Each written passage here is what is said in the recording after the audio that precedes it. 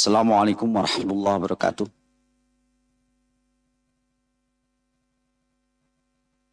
Alhamdulillah nahmaduhu wa nasta'inuhu wa nastaghfiruh. Wa na'udzu billahi min syururi anfusina wa min sayyiati a'malina. May yahdihillahu fala mudhillalah wa may yudlil falan tajida lahu waliyan mursyida. Asyhadu an la ilaha illallah wa asyhadu anna Muhammadan 'abduhu wa rasuluh alladzi la nabiyya ba'dah. Wa qala Allah Ta'ala fi kitabihil karim wa huwa asdaqul qailin. A'udzu billahi minasy syaithanir rajim. Rabbana inni askantu min dzurriyyati wadin ghairi dzi zar'in inda baitikal muharram. Rabbana liyuqimus salata faj'al af'idatan minan nas tahwi ilaihim warzuqhum minats thamarati la'allakum tashkurun. Alhamdulillah, pertama-tama kalimah pertama kita panjatkan syukur kehadirat Allah Subhanahu wa taala. Pagi hari ini kita diberi anugerah nikmat yang luar biasa dari Allah Subhanahu wa taala. Kita dapat bersilaturahim di Baitullah yang insyaallah mendapat rahmat dan berkah dari Allah Subhanahu wa taala. Para hadirin yang saya hormati, dan ini bulan Dzulhijjah ini yang dua peribadahan yang diikuti secara universal oleh umat Islam bersatu pada bulan ini, yaitu ibadah haji dan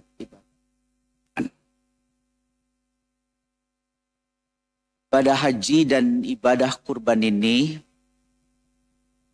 tidak terlepas dan tidak bisa dilepaskan dari sosok Nabi Ibrahim alaihissalam.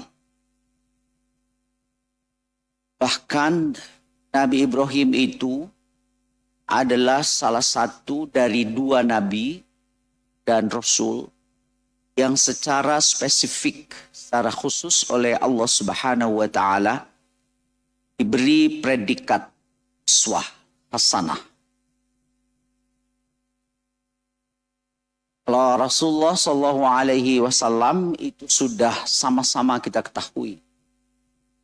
Laqad kana lakum fi Rasulillahi uswatun hasanah.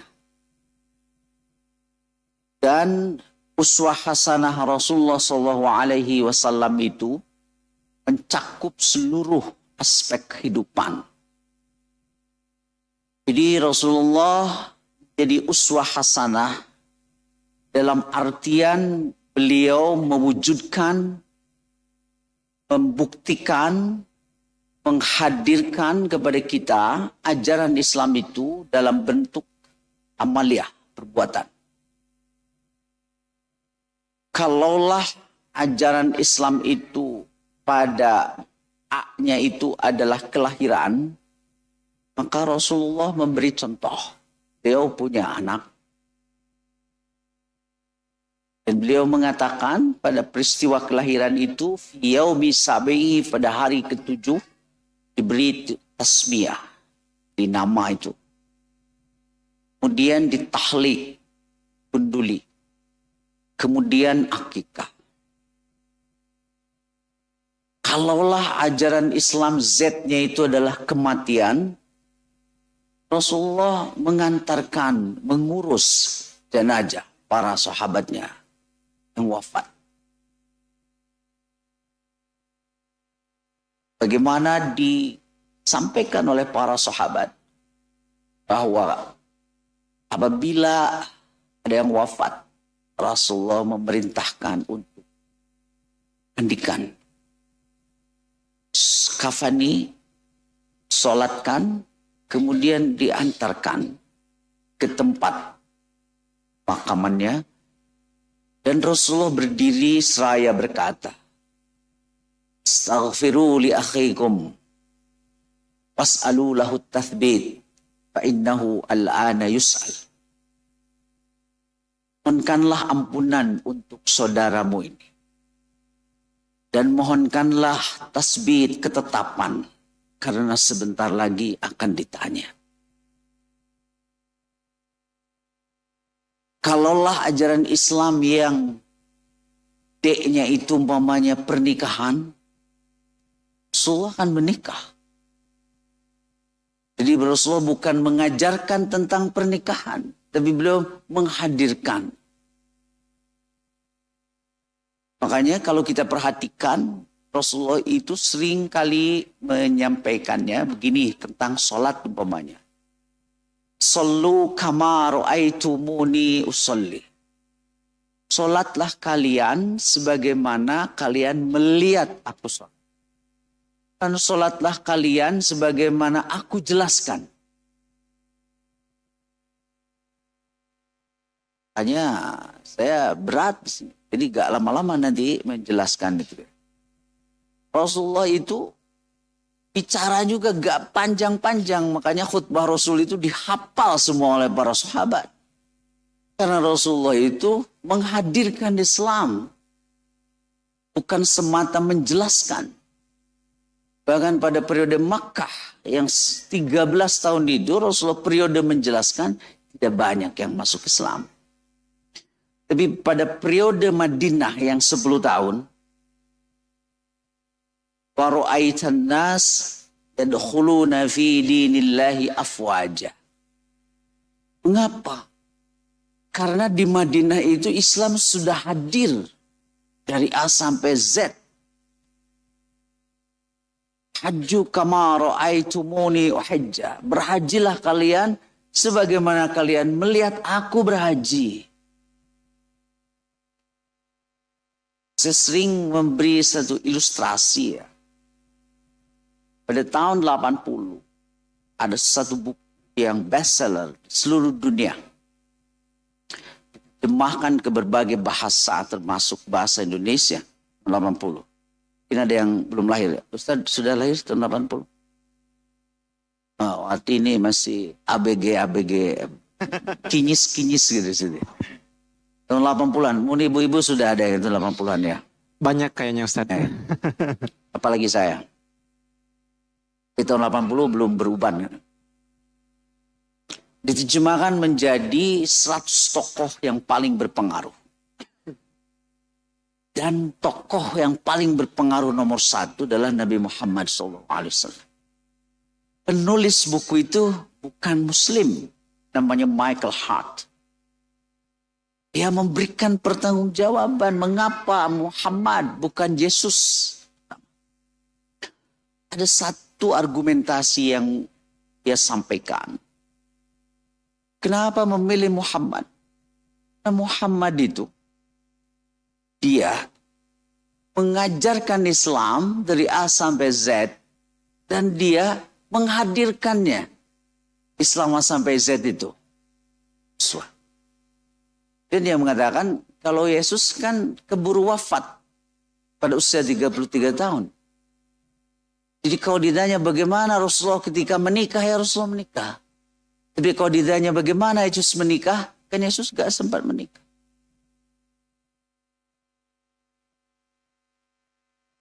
Swahsanah tuh.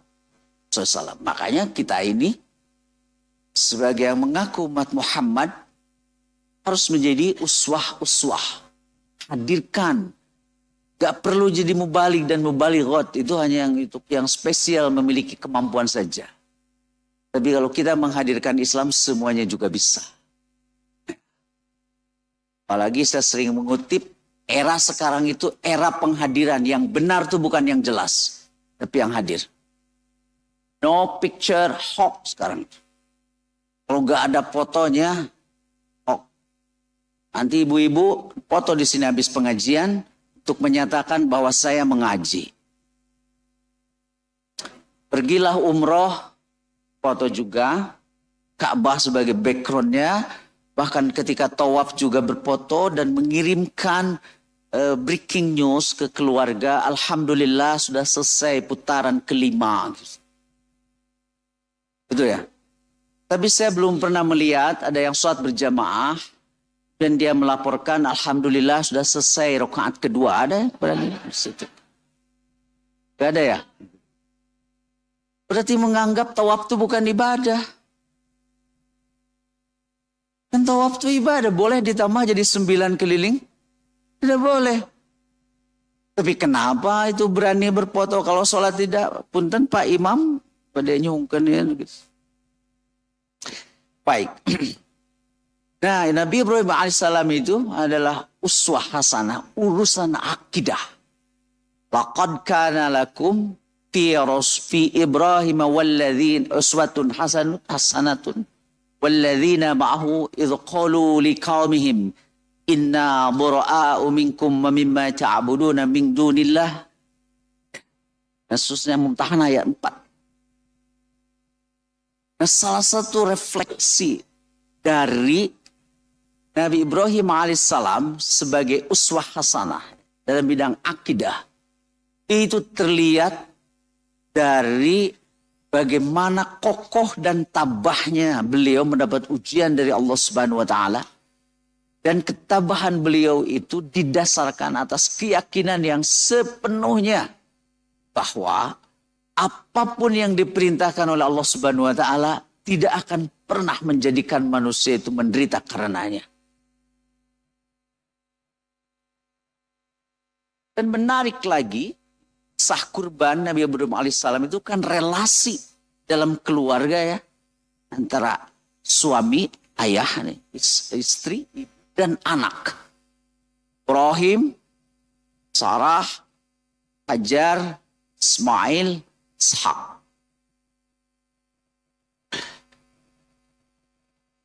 Sah pembuktian tauhid ini yang merupakan esensi dari kurban mulai ketika Ibrahim pada usia mungkin 86 tahun. Sarah juga sudah 80 tahun. Tidak dikaruniai anak. Yang sangat besar. Bahkan Sarah itu sudah sudah frustasi begitu ya. Hanya beliau mengizinkan ya Nabi Ibrahim untuk menikahi Hajar yang asalnya hadiah kan dari penguasa Mesir, dinikahi, diizinkan oleh Sarah. Maka fabasyarnahu bighulamin halim. Hajar dan hamil Ismail. Dan Nabi Ibrahim berdoa pada Allah itu, Rabbi habli minas solihin. Bahkan anak yang soleh. Fabasyarnahu bighulamin halim. Maka Allah memberikan kabar gembira. Kalau kelahiran itu kabar gembira kan. Dan anak yang sabar, santun, tekun. Ismail. Kenapa diberi nama Ismail? Kalau dari Taurat gitu ya. Itu dari kata Shema Arab kan dekat situ. Isma, sami'ah, Shema, Shema artinya mendengar. Tuhan. Tuhan mendengar doa Ibrahim. Maka namanya jadi Ismail, Yishmail, Shemail.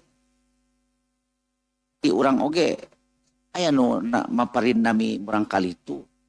Jarah yang mengiringinya. Saya punya guru. Namanya Pak Pontang almarhum. Saya pikir orang Batak. Naon orang mah Sayong. Sayong bagi Tasik. Nah itu bapak namina Pontang. Eta teh Nipon datang. Jadi beliau lahir tahun 42 pas Jepang datang. Jadi kanggo pangemut-ngemut di Nipon tang. Namina si hotang berarti keur loba hutang narika tradisi. Tanya kalau ada misalnya. Shema'il. Allah mendengar.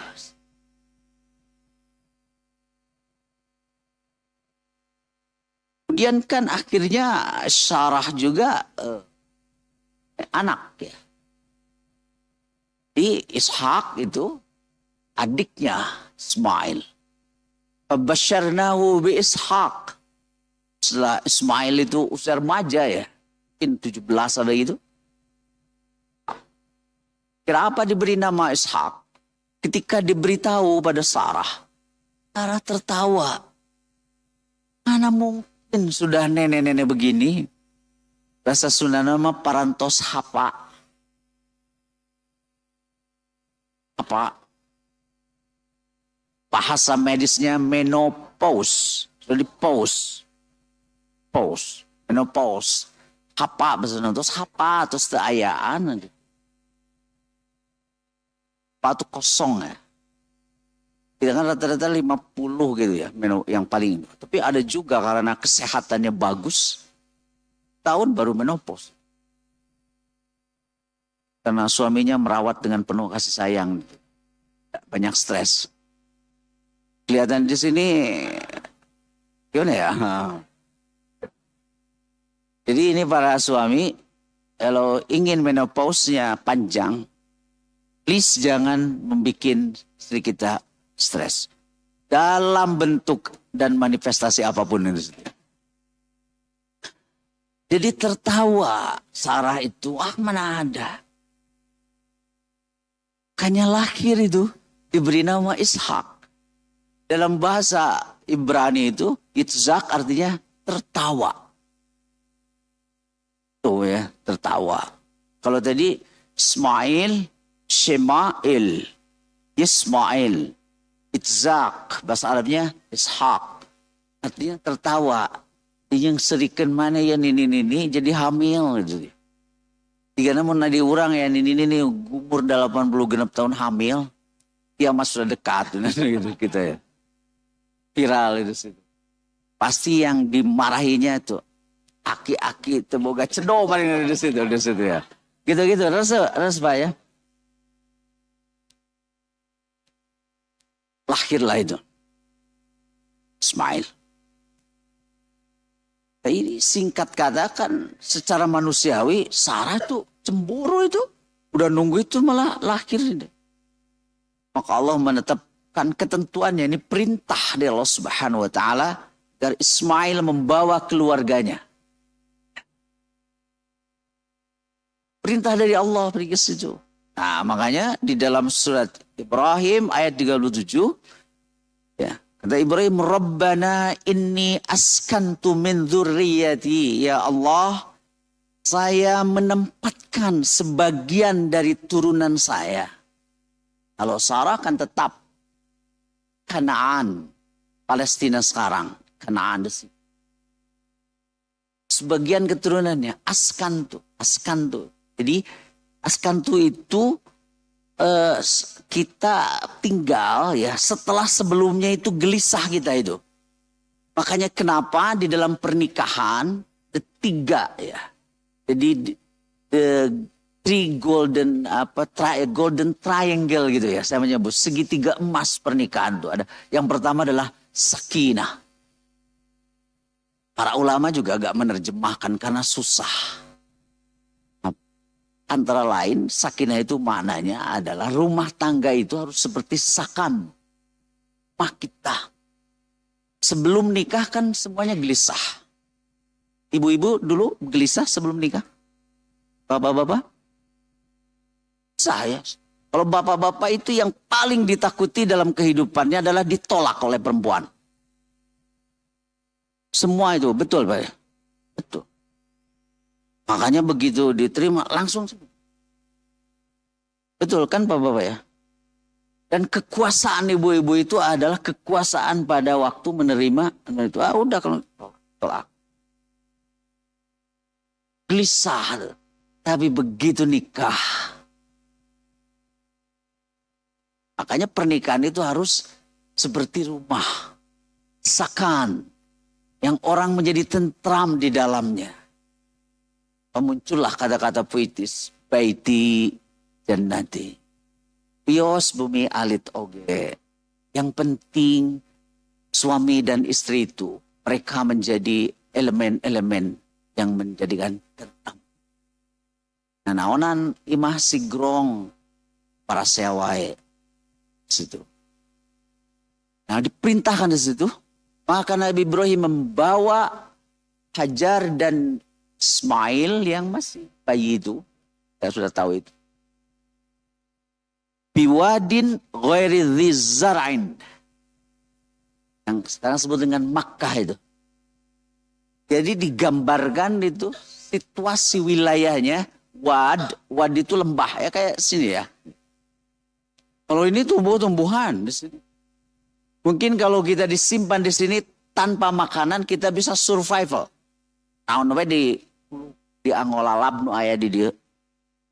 Lami-lami mah jukut geraos ari tos lapar mah ya. Betul itu ya. Kan ada bambu juga iwung ya, rebung. Makan ada kita. Ini wadin ghairi dhi zar'in sempat. Mekah sekarang. Makanya bingung. Hajar itu dan dia berkata, apakah ini perintah dari Allah Subhanahu wa taala? Sebagaimana saya katakan tadi, Ibrahim itu abad tauhid. Dia yakin dan meyakinkan, mendidik kepada keluarganya. Ya, ini perintah dari Allah. Sudah itu selesai. Keluarga tauhid itu pergilah. Ibrahim. Saya mungkin tidak menceritakan dengan kisah zam-zamnya, karena nanti dengan haji. Pang lagi itu. Nah, jarak dari Mekah ke Palestina itu kurang lebih ya 3.000 kilometer. Jalan kaki. Tapi Nabi Ibrahim itu nengok.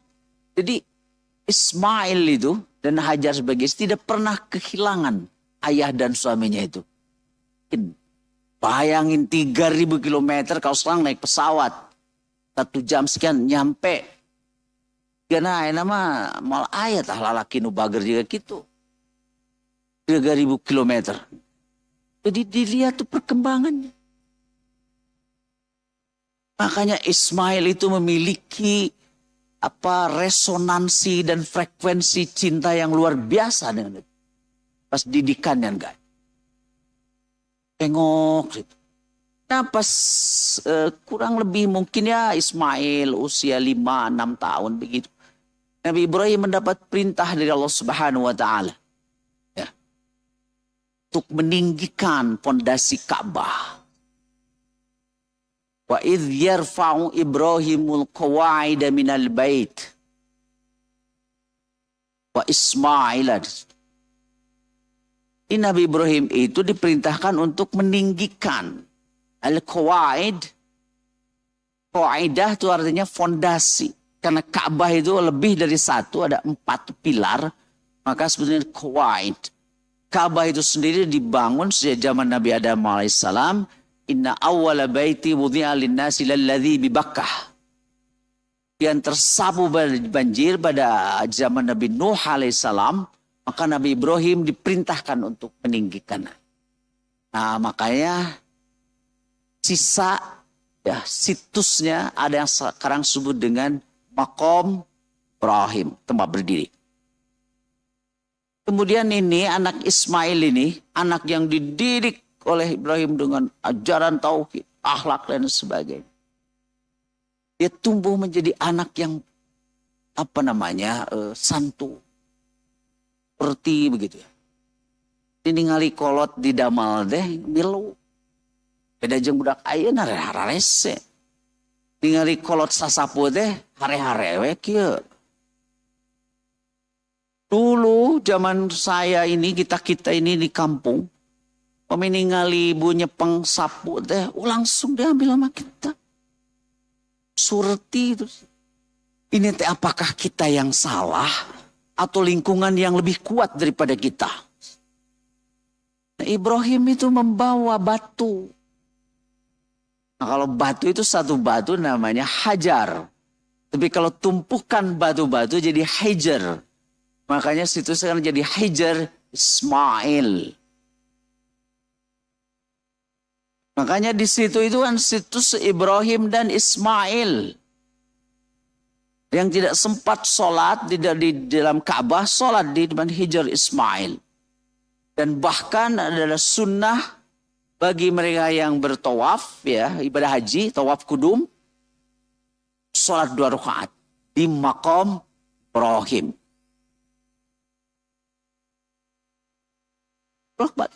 Ketika remaja, Ibrahim nengok lagi. Nah, disitulah Allah Subhanahu wa Ta'ala itu kan tahapan-tahapan dan ujian yang berat dan Nabi Ibrahim. Remaja datang dengan membawa kabar buruk dalam tanda kutip. Nah, ini ibu-ibu bisa buka di surat As-Saffat, ya. Ayat 102, ya. Falamma balagha ma'ahu as-sa'ya qala ya bunayya inni ara fil manam anni azbahuk. Kan ayat sebelumnya itu Rabbi habli minas solihin fabasyarnahu bighulamin halim. Itu Nabi Ismail. Nah, ketika sudah dewasa, ya, akil balik lah, balik. Ibrahim datang. Berkata Ibrahim, ya bunaya. Panggilan ya bunaya itu adalah satu panggilan dari yang bukan saja lembut di dalam perkataan, tapi refleksi cinta itu. Ya bunaya. Nah, bahasa Sunda mah anaking. Makanya kenapa Allah Subhanahu wa Ta'ala memandu kita dalam mendidik anak itu harus dengan bahasa yang penuh cinta. Hanya di dalam surat Luqman, Allah memandu lewat Luqman, ya bunaya. Jadi ngadidik mah ulah bari emosi, bari popolotot. Saya dapat roh yang luar biasa tuh. Salah satu ulama dari Nahdlatul Ulama, Maimun Zubair. Dia menasihatinya ke guru, ya, termasuk kita dan orang tua. Ajarkanlah ilmu itu dengan penuh kasih sayang. Janganlah memaksa anak didik kita itu untuk langsung pintar. Sebagaimana kita. Dan kadang-kadang kita sebagai guru, saya sebagai guru tidak adil. Makanya Ustadz nih mengejarkan tentang mabni fi'il madi begitu. Si murid itu tengah wae ngamak. Kita harus tahu kita belajar tentang itu sudah puluhan tahun. Sementara murid kita baru pada saat itu kita sampaikan. Tapi kita ingin murid kita itu paham seperti kita. Tidak adil. Tidak adil. Begitu juga mendidik anak kita. Dia ingin sebijak, sewise kita. Padahal kita itu yuswatu sebaraha. Udah memasuki pengalaman hidup yang panjang. Nah, makanya Nabi, ya bunaya, anaki. Inni ara fil manam anni adbah. Ayahmu ini mimpi, artinya mendapat wahyu dari Allah untuk menyembelih. Pangdur madza tara. Bagaimana pendapatmu? Ini Ismail yang sudah dididik dengan penuh kasih sayang, dengan ajaran tauhid, tidak pernah kehilangan ayahnya meskipun jaraknya ribuan kilometer. Dipanggil ya bunaya, maka dia merespon juga dengan respon yang penuh hormat kepada ayahnya. Maka bahasanya ya abati, bukan ya abi. Oh ya abati itu my beloved fathers. Lebih daripada itu kalau ya abati. If al ma tu'mar. Segera laksanakan. Satajiduni insyaallah minas sabirin. Mudah-mudahan kau mendapati anakmu ini bagian dari orang-orang yang sabar. Bahkan ada kisah cerita yang lebih detail lagi. Ketika sudah siap di falamma aslama, ketika sudah ya berserah kedua pihak itu, watallahu lil jabin, jadi tos digekenlah gitu ya. Ismail berkata, ayah ini masih longgar katanya. Itunya apa? Ikatannya. Nanti saya meronta. Tolong dikuatkan. Dan pisaunya harus lebih tajam lagi. Ini nanti akan melihatkan. Ada perbandingan di situ. Ya nanti. Dalam perjanjian. Perjanjian baru khususnya. Itu kan pengorbanan itu nah, begitu beratnya tuh sampai situ.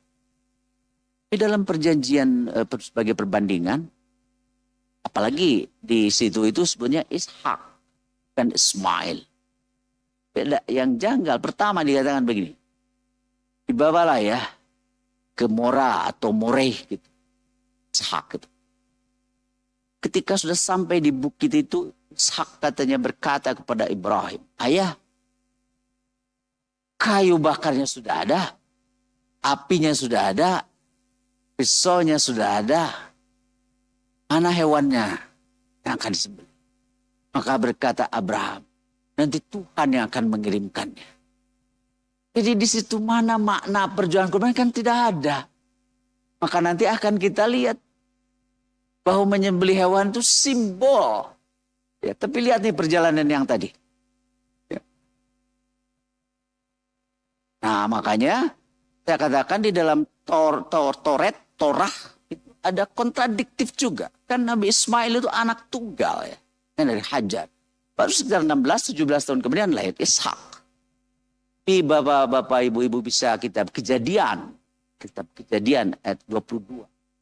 Bahasa Ibrani-nya kurang lebih begitu. Wayomer kahna et binha.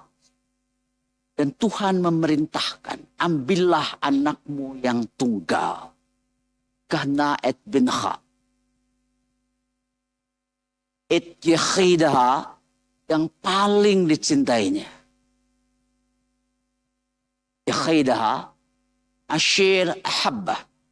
Yang paling dicintainya, et Zak. Kan itu tadi, et binha. Anak gal, tapi kok hak, ya? Dia ada kontradiktif kan anak tunggal tuh Ismail, sulung ya. Wayomer kahna et binha et yakhidaha asyir habba et izza. Kan, tapi kontradiktif. Karena yang tadi nanti Tuhan yang mengirimkan itu. Nah, kalau kata di dalam hadis juga memang ada.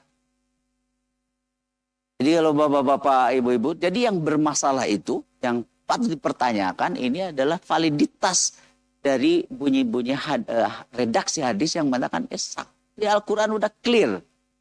Hadis. Maka ketika sudah siap, wanadainahu ayya Ibrahim. Sudah siap, mereka berdua itu sudah sudah pasrah perintah Allah Subhanahu wa taala itu. Oh berseru, qad sadaqtar ru'ya inna kadzalika najil muhsinin inna hadza lahuwal balaul mubin. Betul-betul perintah dari aku, Ibrahim.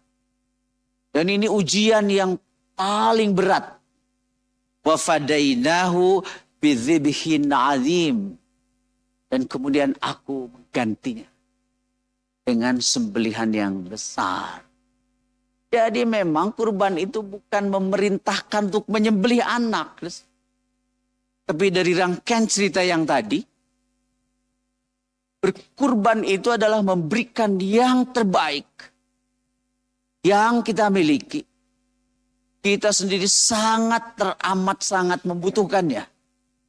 Akan tetapi Allah memerintahkannya untuk dikeluarkan gitu. Kepentingan yang lebih luas. Oleh karena itu filosofi kurban seperti ini dapat dilakukan oleh semua. Adakah di antara kita yang tidak memiliki yang terbaik yang kita miliki? Semuanya memiliki. Semuanya memiliki. Tidak ada manusia itu dilahirkan oleh Allah tidak memiliki kelebihan satu dengan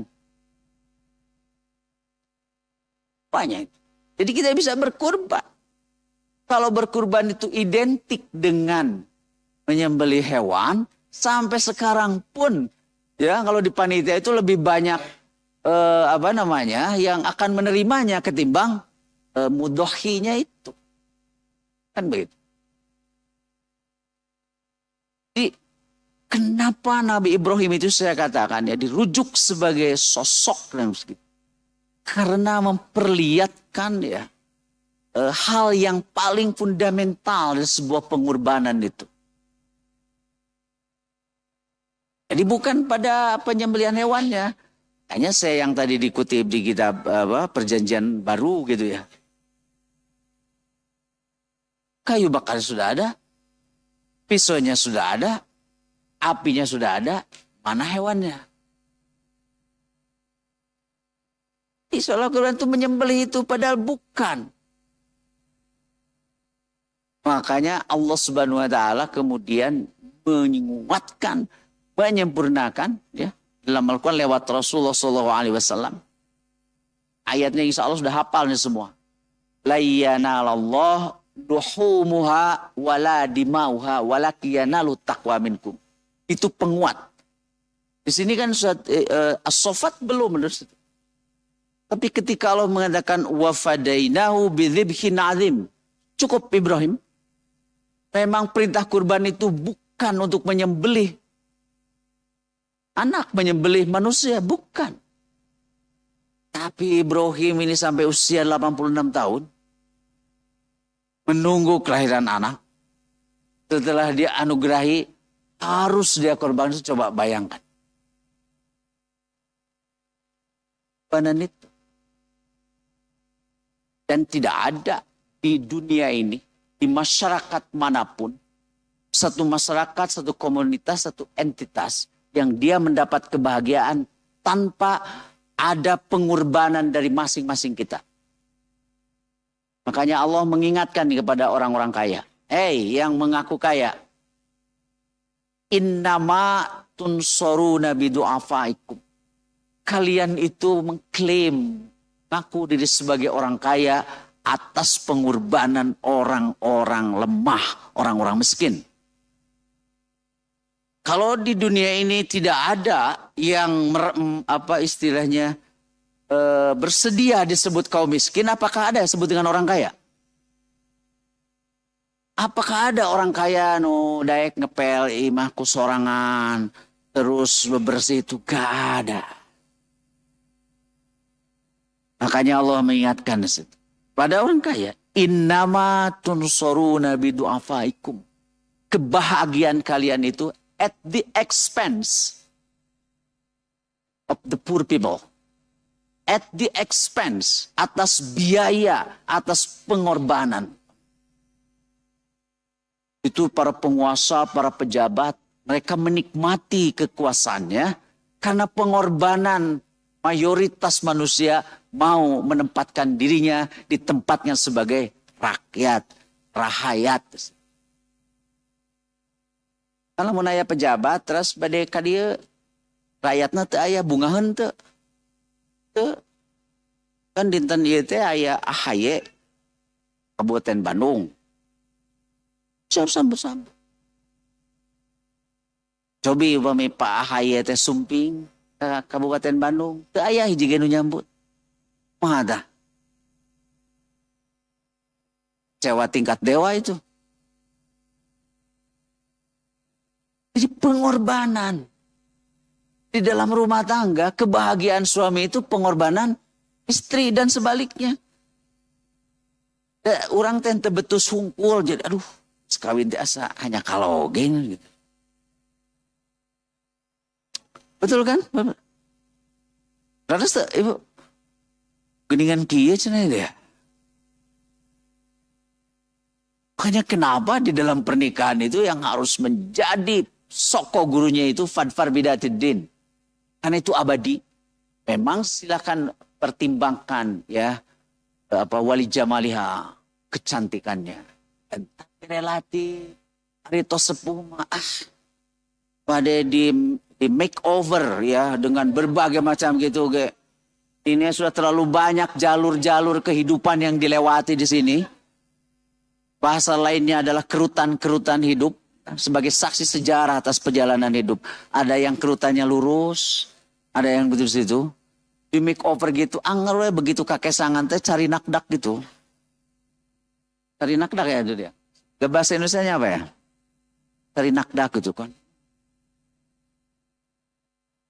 Turun di situ. Silakan wali maliha hartanya juga.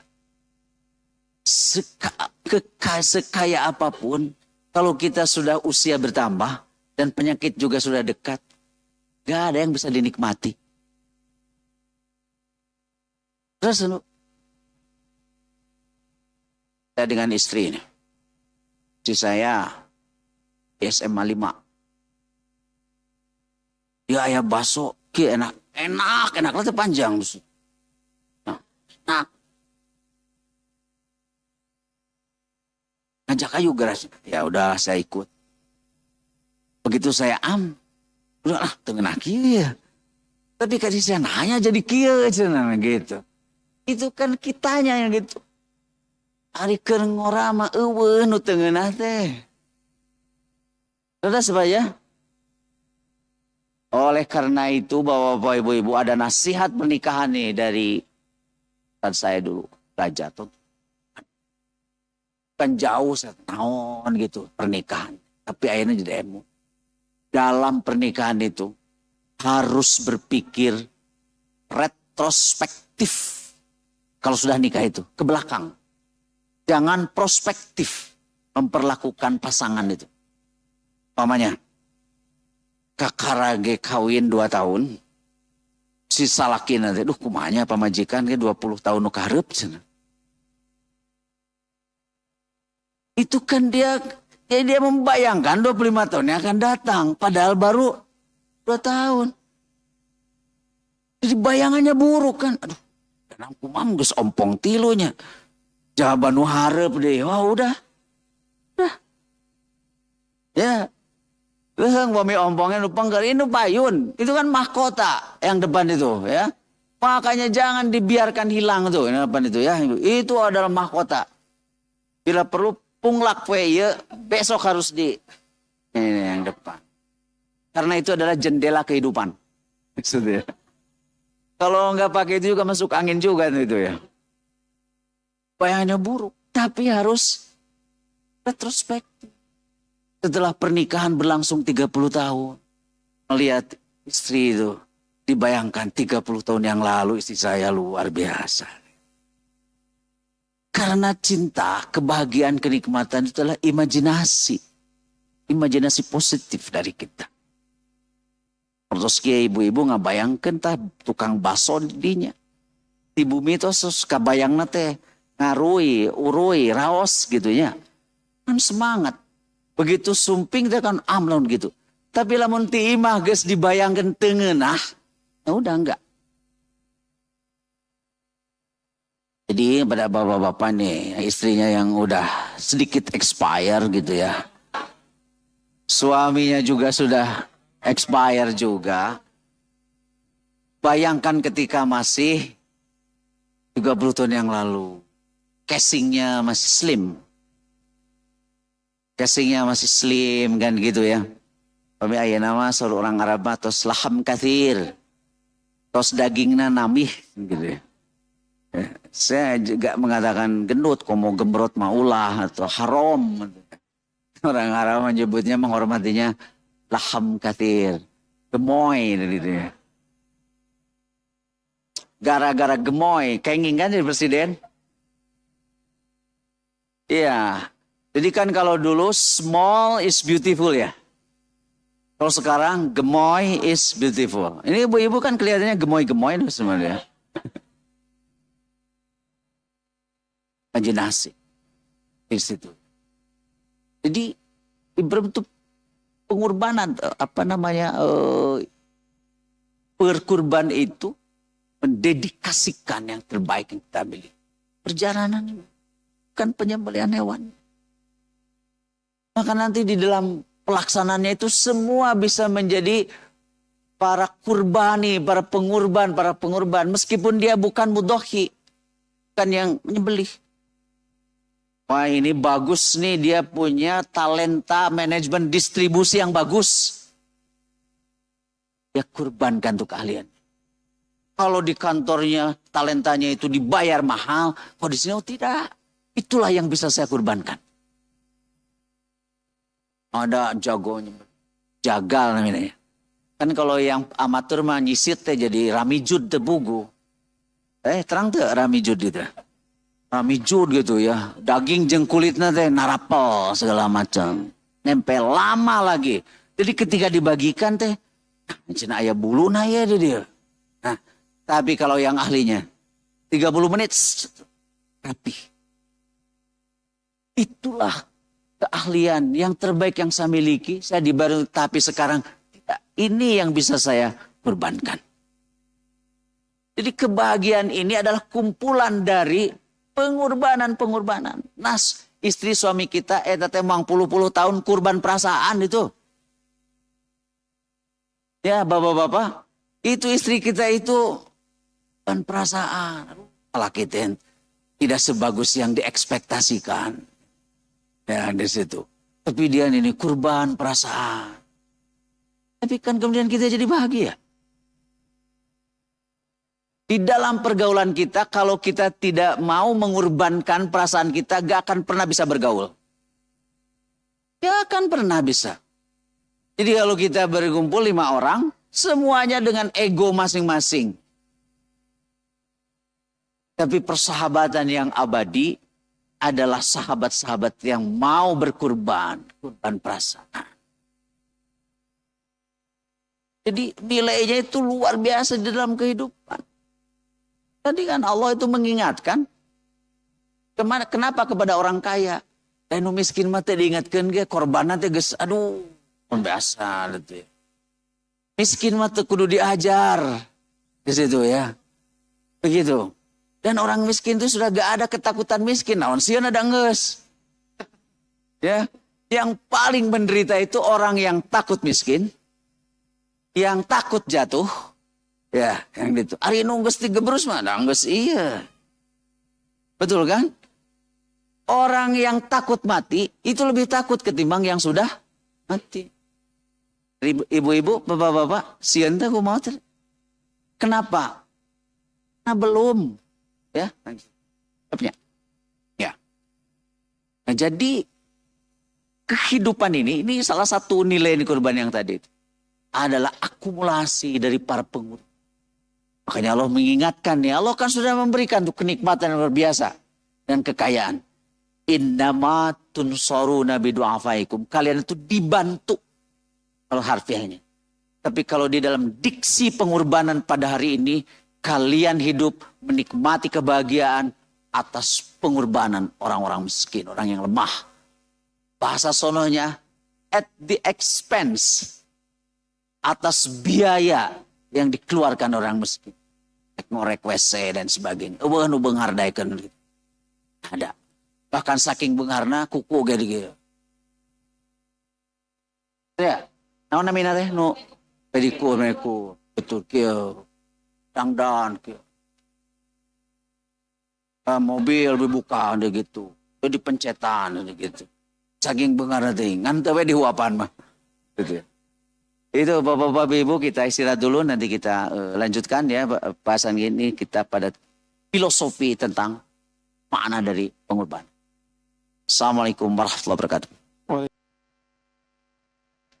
Alhamdulillahirabbil alamin wa bihi nasta'inu ala umuri dunya waddin. Asyhadu an la ilaha illallah wa asyhadu anna Muhammadan abduhu wa rasuluh alladzi la nabiyya ba'dah. Untuk sesi kedua ini ada beberapa bagian akhir dan mungkin nanti kalau Bapak Ibu ada pertanyaan silakan.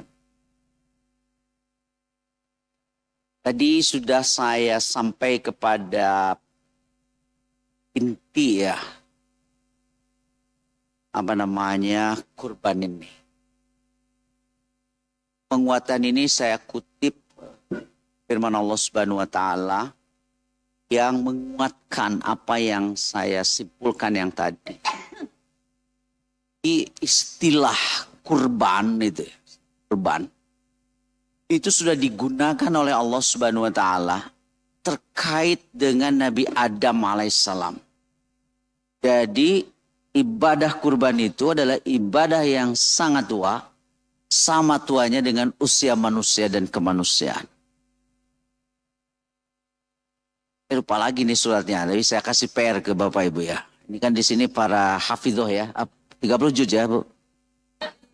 Juz ke-30, surat nomor 114 gitu ya. Watslu alaihim naba abnai adama idh qarraba qurbanan. Watslu alaihim. Bacakanlah, sampaikanlah kepada mereka. Naba abnai adama. Berita dua putra Adam. Idh qarraba, ketika mereka berdua berkurban. Kurbanan dengan satu pengorbanan. Itu.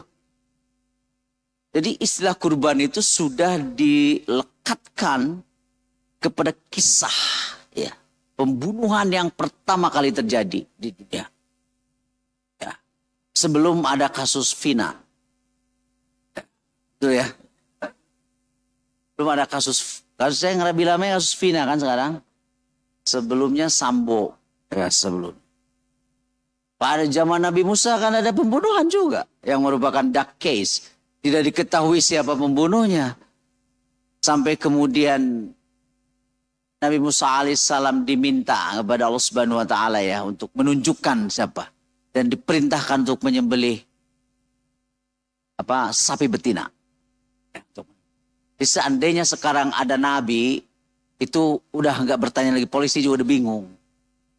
Dulu polisi mungkin ada ya zaman Nabi Musa, bingung ya polisi oge cenah.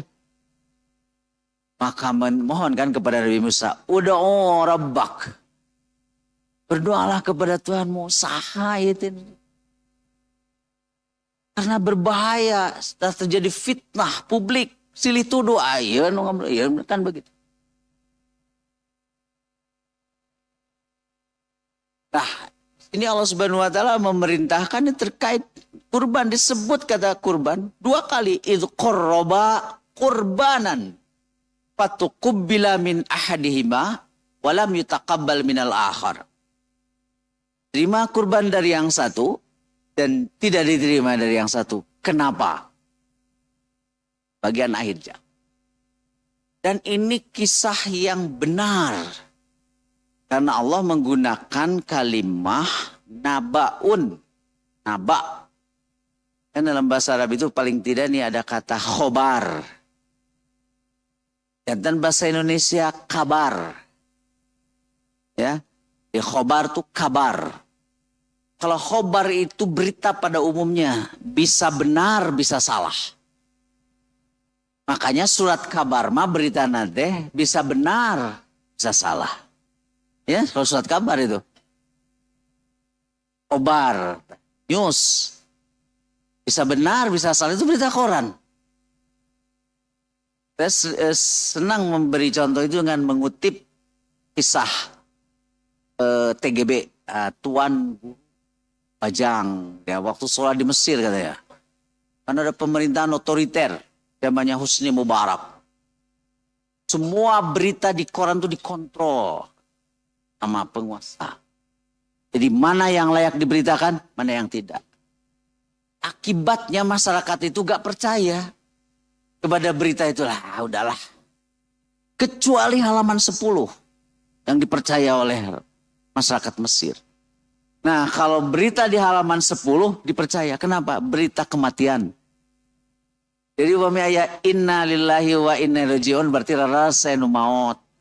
Tapi kalau halaman yang lainnya, kalah. Pokoknya diberitakan ini presiden ya memberikan bansos ini di Mesir nih, bukan di sini ya. Cek rakyat. Ya, omon-omon. Tapi begitu lihat halaman 10, inna lillahi wa inna ilaihi raji'un. Kalau ngok, nyawe maut. kabar. Nah kalau nabaun itu diberi definisi itu pakar bahasa Al-Quran, Raghib Al-Isfahani. Kalau nabaun itu khobarun tu faidatin azimatin yahsulu bihal ilm.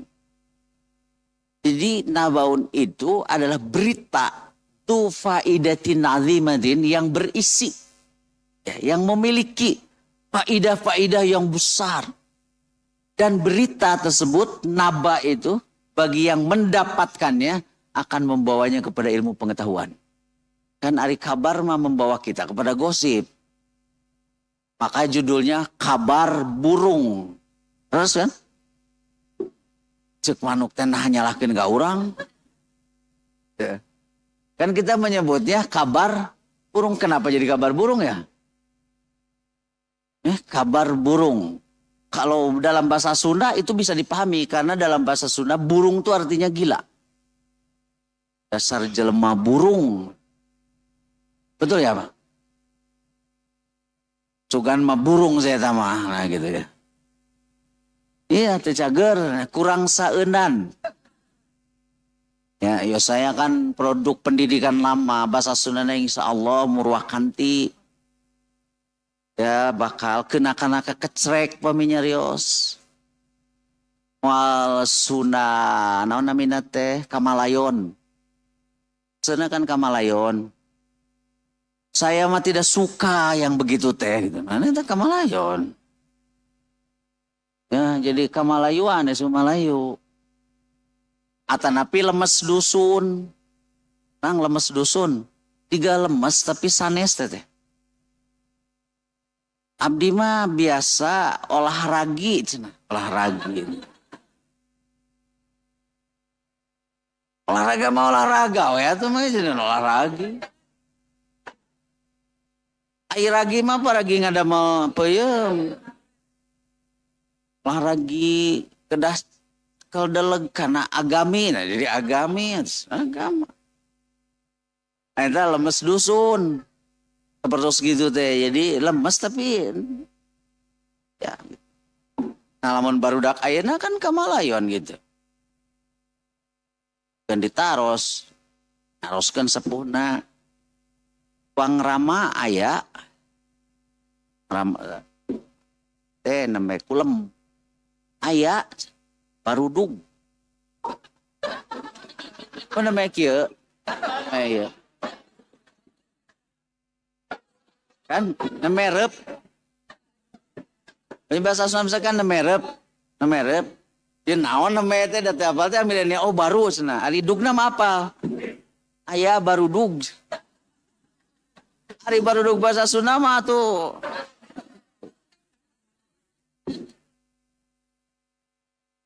Nah itu kamalayon kan? Kamalayon tuh. Barudug.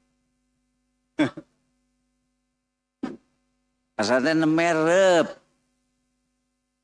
Pilepat kan terangan wae nama pemika sepuh kasaluhureun wang ka urang neda. Ana sumping sareng dongkap. Anak-anak pabaliut. Ya. Eta. Nah, ini mah mesti apaleun lah milenial ayeuna mah. Riweuh. Riweuh tuh. Nah jadi kalau naba itu berita yang pasti benarnya karena mengandung banyak faidah. Nah Al-Quran itu nabaun. Makanya yang membawa wahyu itu manusia terpilih. Namanya Nabi. Jadi Nabi itu pembawa berita yang pasti benar. Ari urang mah sanes Nabi. Jadi kalau ada berita dibawa oleh kita, nus asalna 1 meter bisa jadi 50 cm, atau bisa jadi 1,5 meter. Orang malah mun teu ngurangan jeung namahan teh teu ngeunah. Mun teu dibumbuan teh. Nah makanya Nabi itu dilengkapi kan dengan sifat amanah, tabligh. Jadi dina ngadugikeun teh saujratna. Nah terang teh. Ujratna saayana sakitu. Apa adanya sakit Nabi. Makanya kenapa sebutnya Nabi? Maka Al-Quran itu adalah nabaun. Siapa yang mendapat berita di Al-Quran akan mengantarkannya kepada ilmu pengetahuan.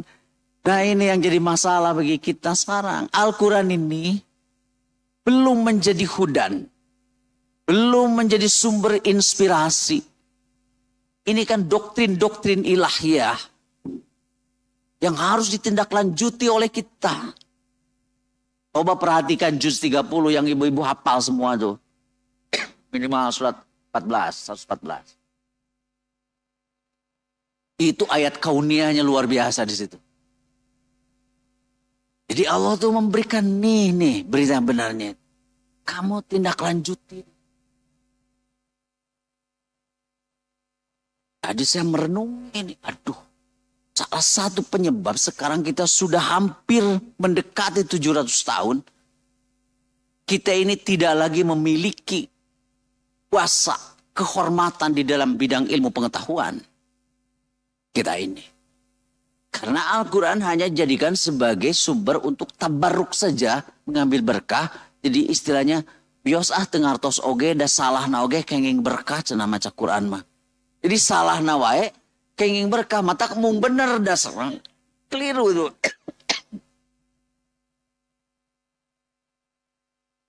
Itu yang harus menjadi perhatian kita. Padahal umat Islam ini ya, kalau kita cermati sekarang nih Bapak Ibu, 2 miliar lebih nih penduduk kita. Kalaulah ilmu pengetahuan sekarang itu ukurannya pemenang hadiah Nobel, miris kita. Dari tahun 1901, kalau nggak 1907 itu. Dan sekitar 663. Pemenang hadiah Nobel dari kalangan Islam itu baru 3 bidang sains. Satu Profesor Abdus Salam tahun 79 dari Pakistan. Itu pun dia bekerja sama dengan ahli fisika Yahudi Weinberger. Yang kedua Ahmad Zewail dari Mesir, bidang kimia. Yang ketiga Ajid Sancar dari Turki, bidang kimia. Yang kelima Atib Latiful Hayat dari Indonesia, nanti tahun 2001. Udah gak ada sayanya juga. Baru 3. Penduduknya 2 miliar. Jadi 0,5%. Penduduk penganut Kristen sama dengan sekarang. Dengan kita 2 miliaran. Tapi pemenang Nobelnya 62% gitu ya. 62%-an. Yahudi, ini si Wahyudi ini, Yahudi ini. Penduduknya hanya 20 juta. Pemenang hadiah Nobelnya 28% dari 663. Padahal, nah perenungan saya ini nabaun. Yang tadi didefinisikan dengan sangat baik oleh Rogi Balisvani. Siapa yang mendapat berita yang berkualifikasi naba itu, maka berita itu mengandung banyak faedah, banyak mana, dan siapa yang mendapatkannya akan mengantarnya kepada ilmu pengetahuan. Makanya dulu ada yang mengatakan begini nih, seorang ulama. Kenapa kita tertinggal? Karena kita meninggalkan ini. Kenapa mereka maju? Karena mereka membaca ini dalam artian memperlakukannya sebagai naba. Nah, padahal pada zaman kekhalifahan Umayyah itu kita merujuk. Itu ilmuwan muslim itu menjadi rujukan bahkan pionir seperti Ibnu Sina yang terkenal. Ya, dia menulis Qunun fit Tibb. Ya. The Compendiums of Medicines atau The Book of Healing. Healing. Nah, ibu-ibu healing itu kan piknik gitu ya. Nah, pengobatan. Lantaran tadi oge tos ngaraku stres dan pengobatan nanti kedah healing. Rupi nama sumping ka dia ge dalam rangka healing. Daras ya? Sadaya teh mohon cenah da aya nama ieu Kang dari teh sok nyaranak timal oge. Leres.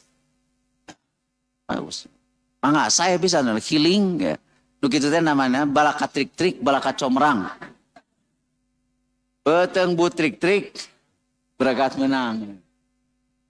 Masalah mungkin beteng bu trik-trik ilmu dapat. Ibnu Sina itu jadi rujukan konfliktif. Kemudian ada yang terkenal ya, seperti Ibnu Rus gitu. Dia kan yang mengukur orang pertama kali itu lingkar bumi. Dan dia hanya bedanya dengan sekarang itu cuma 1%. Di panjangnya 43.000 sekian kilometer. Bayangkan, dia adalah bapak trigonometri. Ya ini umat Islam teh paling geuleuh karena matematika teh. Padahal di situ. Saya sebagai guru, saya dulu di SMA juga IPA. Saya memperhatikan saya ini, oh ini kesalahan kita. Jadi tidak menarik karena paling ke satunya nih. Setelah saya jadi guru puluhan tahun. Guru besar kepada saya mah tetap kecil aja. Saya kan dengan Ustaz Daam itu satu lifting dari imut-imut begitu dari dulu ya. Betul nggak? Ya. Small is imut-imut.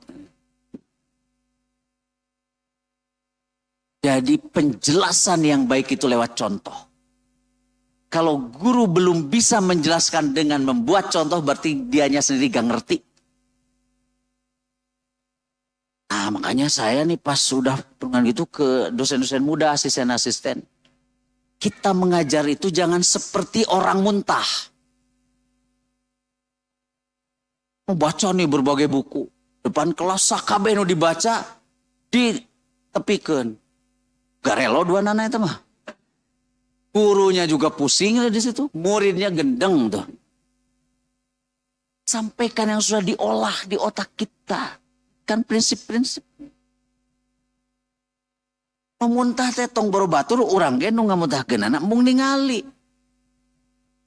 Nah dulu saya belajar fisika di situ nah ujug-ujug kana rumus. Gerak lurus beraturan dan segala macam. Beri itu dengan contoh dalam kehidupan gitu. Menarik. Nah setelah saya jadi profesor. Oh kalau begitu saya bilang cocok nih saya jadi profesor nih kalau begini. Kasih saya itu selalu contoh dulu di awal. Karena dengan contoh itu dia punya imajinasi. Makanya salah satu metode Al-Quran di dalam menjelaskan sesuatu lewat amsal. Ya. Masaluhum kamasalil ladzis tauqada naro kan begitu. Jadi lamun diberi contoh mah langsung orang teh ngarti. Nah, makanya kembali yang tadi kenapa Rasulullah mengubah masyarakat Arab dalam waktu singkat itu 3 tahun lewat apa? Lewat contoh bukan penjelasan. Pantes di SD, SMP, SMA dari leuheun karena matematika, kimia, biologi. Aja belajar kimia ujung-ujung gue tata kimia organik nu rantai karbon deh tuh gitu. Naon ieu teh? Biar kan? Biar. Tapi ada profesor siapa Surya itu yang dia akan begini, berikan kepada saya murid yang paling bodoh tuh dari Papua. Jadi pemenang Olimpiade matematika. Metode tuh. Metode. Ibnu Rus matematika. Al-Khawarizmi lebih terkenal lagi dia. Kan? Dengan algoritma. Dari namanya Al-Khawarizmi, algoritma dia. Dan kalau gak salah dia kan yang menulis apa namanya Al-Jabbar wal Muqabbalah. Ah itu. Al-Jabbar wal Muqabbalah. The Compendiums of Completions and Reduction. Jadi urusan prinsip soal penambahan dan pengurangan. Kan didinya urusan di situ. Dia menulis itu Compendium of Completions and Reduction. Al-Khawarizm. Mereka itu. Sininya banyak lagi Ibnu Haytham yang optik. Banyak lagi sih. Saya perhatikan dalam sejarah. Kan Nabaun. Kesini ya sebagai sumber tabaruk. No tadi teh salah nawai oge cenah kenging. Pahala. Jadi saumur-umur salah da bae pahala anak-anak ieu. Teringat dulu pertama belajar bahasa Arab. Nah, kita belum tuh dipakai do semua. Terkenal tuh. Kita Jurumiah ya. Kata ajengan guru saya almarhum. Ya sabar ya Jalim. Tengarti nawae 5 tahun. Aduh. 5 tahunnya rada. Oke maka saya cari nih mana yang metodenya bagus. Apa 5 tahun teh tengarti na unggul. Gitu. Nabaun. Bapak-bapak, ibu-ibu. Jadi Allah Subhanahu wa taala sudah berbicara kurban itu ya. Sejak zaman Nabi Adam. Dan itu betul-betul kisah itu terjadi kan. Makanya Nabaun. Karena mereka terjadi pembunuhan. Bingung. Mereka itu karena kedua ini gak mau terima ketetapan dari Allah. Qabil Habil itu. Kan disuruh berkurban. Untuk mengetes siapa di antara mereka berdua betul-betul yang ridho atas ketetapan dari Allah Subhanahu wa taala. Karena Nabi Ibrahim itu menempatkan keluarganya, dia ridho ini atas perintah kan begitu. Jadi dikawinkan secara silang begitu ya, dalam banyak tafsir dikatakan Habil ke adiknya Qabil dan sebaliknya. Ya kan fitrah. Kita punya pandangan subjektif. Kata Habil ya. Tadi orang mah gelis. Nah orang kudu jadi ka adina. Qabil ya kurang gelis. Cek saha? Cek Habil. Makanya kecantikan itu subjektif. Gak ada objektif. Gak ada kecantikan objektif. Cek orang Indonesia nu gelis teh kudu bodas. Cek orang Indonesia. Matak ibu-ibu berusaha untuk memutihkan diri. Kecuali rambut. Yo. Tapi kata orang barat mah yang cantik itu apa coba? Eksotik. Cek orang Indonesia nugelis teh kurang langsing. Makanya berusaha melangsingkan diri. Tapi kata orang Arab enggak. Gemoy. Itu kan subjektif kan? Subjektif. Jadi semua itu cantik. Cantik. Makanya dalam bahasa saya ketika memutuskan menikahi istri saya, gak pernah minta pendapat ke orang lain. Calon orang gelis, enggak aku. Saya, ya, subjektif. Oleh karena itu, kecantikan subjektif juga gak boleh nih. Di luhur sausa prabot, dihanap saibas dampal, kudu alus kabeh moal kapangi. Jadi lamun kunon, make kawin gak iya, resep ku Ramona cenah. Kunaon Ramona? Jebrag. Terang jebrag. Nah lebar gitu. Justru orang suka tuh yang itu berarti ini wanita ini pekerja. Lain pemalas, anu malas mah. Jadi kuna orang malas nih perempuan yang wah dia etos kerjanya tinggi. Dilihat dari kakinya jebrag. Makanya dalam rangka memelihara keutuhan rumah tangga tidak boleh tuh menjadi tidak jebrag. Itu kan jadi itu makanya biaya memelihara sakinah itu sebenarnya tidak mahal. Biayai aja yang menyebabkan dulu kita jatuh cinta. Makanya jangan jatuh cinta kepada rambutnya, ada pasti bakal wisan. Ya, jatuh cinta mah yang permanen, seperti apa hidung. Nu asalnya pesek, anggar gitu. Ya. Yang permanen aja. Ada operasi mah. Halus katempona. Dengenan dicabak teh mungeun da sieun ieu nyeri gitu nya. Udahlah yang di situ. Nah, yang itu aja ya. Pokoknya nama ku Allah terus dia kan kanggo orang Indonesia mah nukia nu ieu teh. Minimalis, paket hemat. Paket hemat. Ada untungnya, saya punya teman almarhum nih, teman saya orang Pakistan Pak. Saya juga baru tahu, baru tentu dia wafat. Saat kecelakaan, disusut ya, motor gitu. Jatuh disusut gitu kan, nyorodot gitu. Tikusruk, disusut sih, makan kasusut kan aspal. Eta disusut nate pangamungna nu mancung pesannya dah. Lewi-lewi tisakrukan lah. Dan itu gak bisa dioperasi gitu kan. Ditewawuh.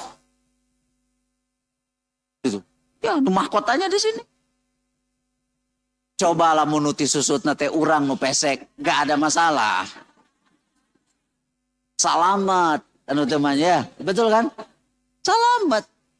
Justru makanya sebenarnya pik, namanya Taufik. Lamun teu mancung ngadinya salamat. Eta keuntungan orang Indonesia dalam kasus disusut. Tikusruk mah gitu, itu susut makan sorodot ya, nah gitu. Nah, disusut kan bari nyusut aspal. Itu ya, Bapak-bapak, ya Ibu. Nah, Pak Un. Kenapa? Jadi kurban itu sudah tuh dari zaman Nabi Adam itu. Intinya benar dari dulu. Siapa yang diterima pengorbanannya? Innama yataqabbalullah minal muttaqin. Jadi yang diterima itu dia melaksanakan itu semua. Meskipun yang terbaik yang dimiliki. Tapi kalau Allah memerintahkan, laksanakan. Nabi Ibrahim itu jauh-jauh pindah kata Allah Subhanahu wa taala. Pindah dia lakukan. Sembelih dia lakukan. Jadi dalam konteks sekarang dunia yang udah makin complicated. Marilah kita semua itu bangkitkan kembali jiwa pengorbanan. Jiwa pengorbanan. Mulai dari diri kita sendiri, di keluarga dan lain sebagainya. Tanpa jiwa pengorbanan, kebahagiaan di dunia ini tidak akan tercapai. Suami kurban perasaan agar istrinya bahagia dan begitu juga sebaliknya. Anak-anak juga sama. Begitu juga kita bertetangga dan lain sebagainya. Saya contohkan yang tadi itu. Persahabatan tanpa pengorbanan tidak akan pernah menjadi sahabat. Gak akan pernah jadi sahabat. Makanya bergaul sama ayah nusia mah ngomong teh tarikeun bae. Biarin kan di situ kan kita berkuat perasaan. Karena ada yang ini mah kalau bicara teh teu kadenge. Ya kurang. Betul kan? Nah, rebosan. Nah, ayah nu di dieu manehanana mah gemul ya teh. Kenapa? Karena ada yang itu justru makannya sedikit. Ya. Maka persahabatan menjadi nikmat karena pengorbanan. Dunia ini menjadi peradaban semakin panjang karena ada yang berkorban. Ibrahim berkurban keluarganya disimpan di situ. Seandainya Siti Hajar tiada di situ, tidak ada itu kota Mekah. Tidak ada itu sumur Jam-Jam. Negara kita dimerdekakan oleh para pejuang kita yang tidak mencicipi apa yang mereka perjuangkan. Beratnya pengorbanan itu di situ. Sebagaimana orang tua kita, dia menanam pohon kelapa. Baru dia meninggal dunia, saha anu ngalah kalapana.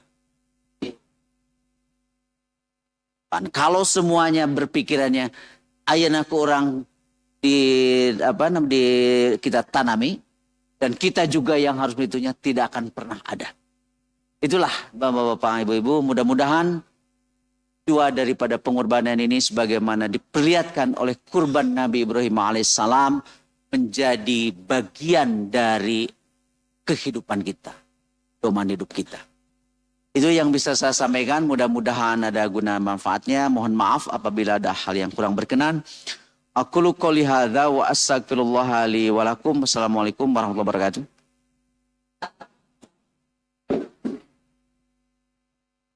Pertanyaan kalau ada waktu. Ada.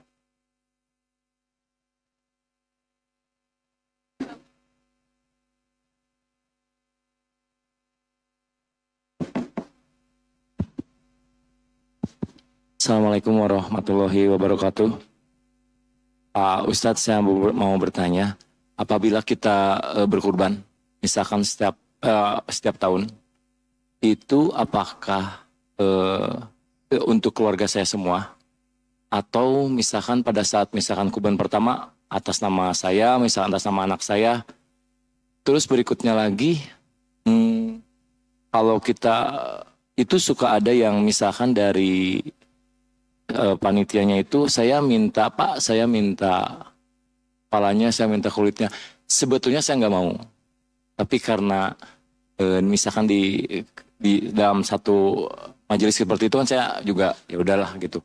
Apakah saya misalkan kurbannya itu atau enggak, Pak? Itu saja sih Pak. Terima kasih. Assalamualaikum warahmatullahi wabarakatuh. Ya, terkait dengan yang pertanyaan pertama, intinya kurban atas nama ini. Berarti kan sebetulnya yang berkurbannya Bapak gitu ya. Hanya untuk tahun ini di atas namakan ini, di atas namakan ini. Menurut pembacaan dan pemahaman saya, kan berkurban itu ya, adalah apa yang kita miliki, yang terbaik. Ya. Artinya dengan pemahaman seperti ini, ketika saya tidak memiliki untuk hewan yang di sini. Maka saya berkurban dengan yang lain, tidak perlu kemudian seperti Bapak katakan tadi, ini atas nama saya. Gitu. Jadi kembali mana nilai-nilai itunya? Itu Pak. Jadi ada tuh atas nama itu. Yang kedua, terkait dengan pembagian Pak ya, dari mudohi gitu. Nah di kita itu pada umumnya ada rumus yang ini oleh si panitia itu sepertiga ya. Kalau kita baca ya dalam praktek zaman Rasulullah SAW itu dibolehkan mudohi itu yang berkurban untuk memakan. Tapi tidak ada ketetapan yang spesifik di situ. Bahkan kejadiannya begini, pernah satu saat dia berkurban, itu yang berhak menerimanya banyak sekali. Sementara yang berkurbannya sedikit. Maka Rasulullah itu mengatakan, kalian berkurban jangan makan. Tapi bukan larangan tidak boleh sama sekali. Ini yang yang mustahiknya gitu, nama. Tapi ketika yang mustahiknya itu berkurang, kata Rasulullah, silakan kalian makan. Maka ukurannya itu tergantung dari situasi seperti ini. Jadi kalau umpamanya di situ ada kurban 5 ekor sapi, tapi yang berhak menerimanya sampai 3.000 gitu, saya pikir yang mereka usah lah di situ. Ya, nah jadi di situ tergantung. Kalau lihat bagaimana praktek Rasulullah SAW, beliau pernah mengatakan ketika sedikit yang menerima silakan kalian makan. Tapi suatu saat banyak yang itunya kurang. Nah kata jangan makan. Kan orang gak atau rek korban, lain rek nyate niatnya. Ya mah datang ke panitia, mana ya kurang tiluon ya bagian situ. Aduh, berarti dia gak paham dari arti pengorbanan. Sampai nunjuk-nunjuk ke panitia, tidak profesional ini. Masa saya dikasih tulangnya saja di situ. Gak paham ya. Lamun teh amat teka bagian, itulah pengorbanan kita. Jangan suruntang serenteng ka ditu ya. Iya dah abi mah hobina ieu dah bapak-bapak cenah torpedo cenah di situ. Ya sampai ngamak dia panitia gak ngerti. Ini bukan urusan barbeque ini. Ya. Jadi gitu Pak. Ini gitu ya, mangga. Mangga atas saya kene teh ya.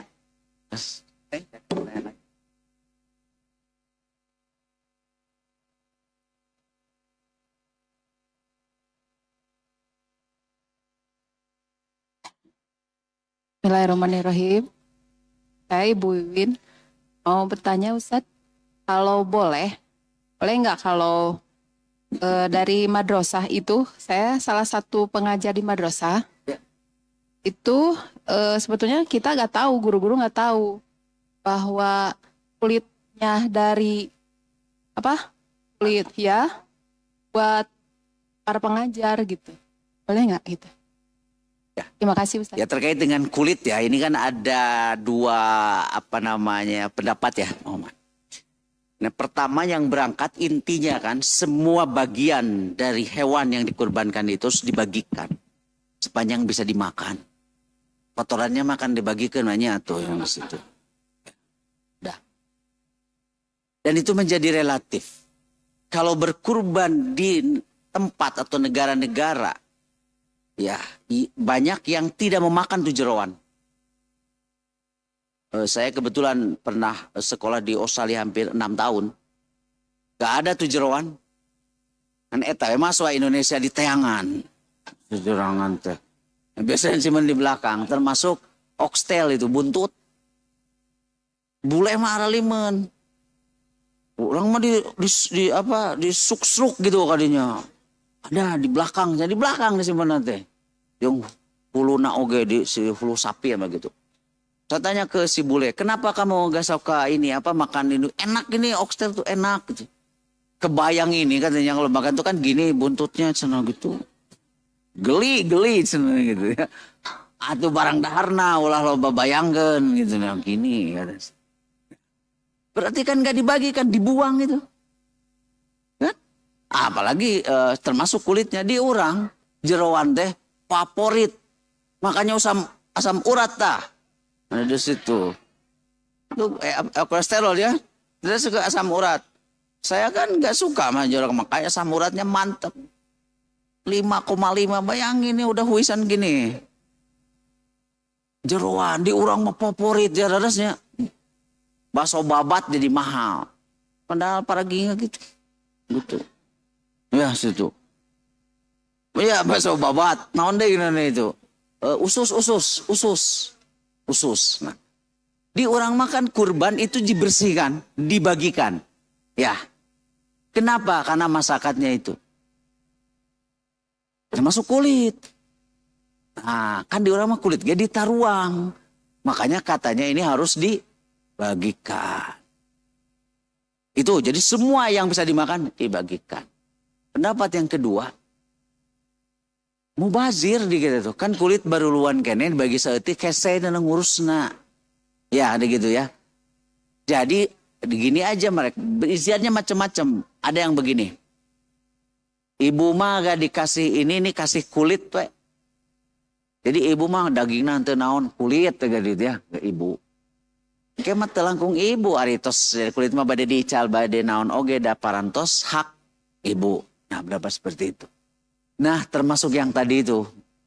Jadi guru-guru tidak itu artinya diberikan kulitnya itu hak guru-guru gitu. Dengan pimpinan diartoskan kira-kira seperti itu kan. Nah, jadi itu mengambil pendapat yang kedua. Sebagai sebuah istihad benar kedua itu. Istihad. Istihad mah tidak menyebabkan kalaupun salah masuk neraka enggak. Ini saya kutip nih intinya. Al-hakimu seorang hakim. Atau yang dimintai pendapat nih guys. Idza sahada apabila beristihad fa asoba benar istihadnya falahu ajroni dia dapat 2 pahala. 1 karena mau beristihadnya, yang kedua karena benar istihadnya. Wala in akhta kalaupun salah tuh istihadnya falahu ajrun wahid mendapat pahala 1.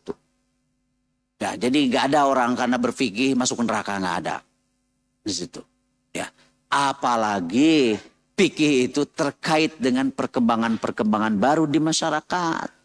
Makanya ada istilah fatwa yang sifatnya qaul qadim, pendapat lama, bisa diganti dengan pendapat baru namanya qaul jadid. Itu akan banyak. Contohnya, zaman Imam Syafi'i gak ada yang bertanya gimana hukumnya, bagaimana caranya sholat di pesawat terbang. Udah gak ada pesawat terbangnya juga. Kalaupun mengambil kias kena onta, padahal onta mah teu ngapung. Ya. Sekarang ada pesawat terbang, bertanya, kan ada istihad di pesawat terbang. Prinsipnya sholat itu harus menghadap ke kiblat. Lamun dina kapal kabeh kudu ka kiblat, moal tepi-tepi itu kapal. Bolak-balik gitu. Betul kan Mbak ya? Nah, artinya ikuti saja tuh arahnya. Karena dalil umumnya, apa ainama tuwallu wujuhakum fasamma wajhullah. Kemana saja kamu menghadap, intinya Allah tuh ada di sana. Satu saat sudah tidak dipakai lagi tuh pesawat terbang. Nggak ada lagi fatwa yang tadi.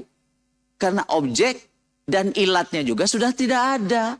Makanya para ulama merumuskan al-hukmu, eksistensi hukum. Hukum itu beda dengan syariat. Kalau syariat itu prinsipnya yang tidak boleh berubah. Hukum itu lahir dalam rangka mengamalkan syariat. Karena kalau syariat mah prinsip, hukum itu dipengaruhi oleh perkembangan yang terjadi di masyarakat. Zaman Rasul gak ada tuh zakat fitrah pakai duit. Belum lagi duit sekarang, di dia mah rupiah, di itu dolar. Saya ini mantan panitia zakat fitrah di luar negeri. Kekeh ada jelema mah kitunya, ayo ini koret. Nah, cenah jadi mahal ku dolar $50 dan di Indonesia mah sakieu. Bari manehan teh menang beasiswa ku dolar. Tapi zakat fitrah hayang ku rupiah. Cek sim kuring teh sok tarima, tapi beasiswana ku rupiahnya amung cenah gitu mah. Cik atulah koret teh ulah kitu-kitu teuing mana situ ya. Nah, makanya zakat fitrah itu beda. Bahkan tiap tahun karena inflasi itu bisa beda-beda. Maka itu hukum tuh, bukan syariat. Hukum. Kalau di dalam sholat begini. Syariat sholat subuh itu 2 rakaat. Tapi hukumnya terkait dengan ada fikihnya terkait dengan kunut menjadi beragam. Karena ada pemahaman tuh di situ, tutup bunyi hadis. Ya. Sholat cuma 2, tapi fikih sholat subuh itu ada berbeda. Termasuk juga fikih kurban dan lain sebagainya. Nah, maka para ulama merumuskan al-hukmu, hukum itu yadurru ma'illatih. Eksistensinya tergantung ilatnya. Ya, tergantung kalau bahasa ini rasio legis. Apa latar belakang yang melahirkan hukum itu muncul? Kenapa muncul hukum sholat di pesawat terbang? Karena ayah kapalna.